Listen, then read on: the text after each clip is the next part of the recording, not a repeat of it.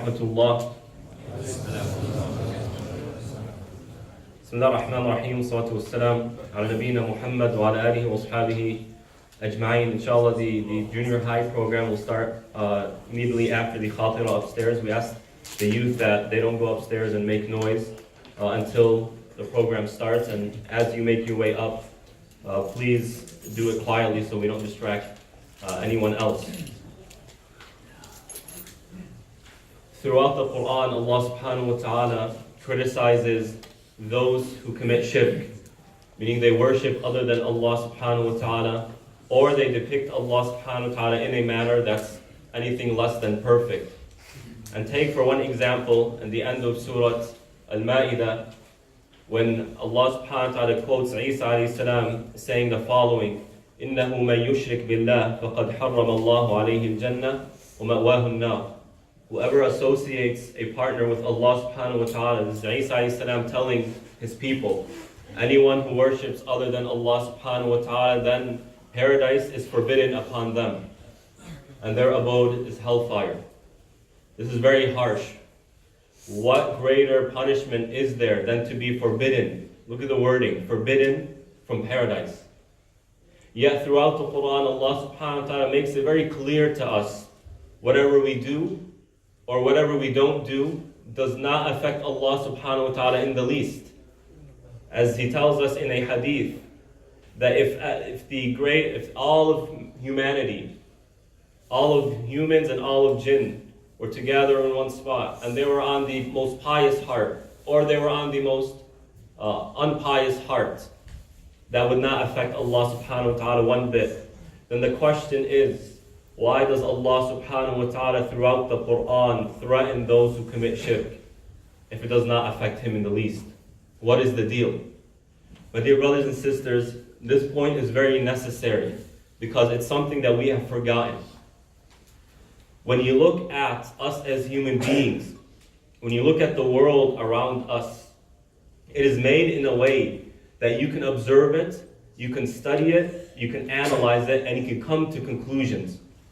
One thing that is consistent in all of the created universe is that it is dependent upon something else. Meaning there is nothing in this universe that we know that is independent completely. We as human beings need each other in order to survive. The male needs the female, and the female needs the male. And in the animal kingdom, the same thing, and in the plant world, the same thing. The sun requires certain atoms, I don't know the chemistry behind it, but it requires things in order for it to be alive. If it depletes, it dies. SubhanAllah. And therefore, we as created beings are in need of something. And when we start attaching ourselves to other things, right, because we start attaching ourselves to other things. Who we attach ourselves to, or what we attach ourselves to, directly affects us. So when Allah subhanahu wa ta'ala tells us, do not commit shirk, what He is telling us is that if you become attached, dependent upon anything other than Him, it will harm you. Whereas if you become dependent on Allah subhanahu wa ta'ala only, you will attain happiness. You will attain contentment. You will attain everything that you ever needed. Because what better can you do for yourself than to be committed to Allah subhanahu wa ta'ala, who calls upon you day and night, who is there for you day and night, who hears your cries, who knows what's in your heart, who knows your needs, and is capable of answering it. The more dependent we are on Allah subhanahu wa ta'ala, the more we do ourselves a favor. And that's why shirk is forbidden. And tawheed is the greatest obligation, because it takes us to where we need to be. While shirk essentially severs that relationship between the individual and Allah subhanahu wa ta'ala, thus depriving themselves of mercy. Allah subhanahu wa ta'ala throughout the Quran tells us about these idols that are worshipped besides Him, that they do not benefit in the least, nor do they harm in the least, nor can they hear you, nor can they help you. They can't do anything for you. So imagine living a life where you are so dependent on something that doesn't even exist. There's just an image. It's just a stone. But the legacy or the supernatural abilities ascribed to these entities is completely false. It's fake. The person begins to live a lie.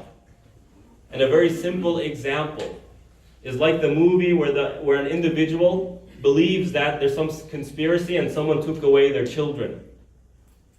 Only at the end of the movie to find out that that person is mentally unstable.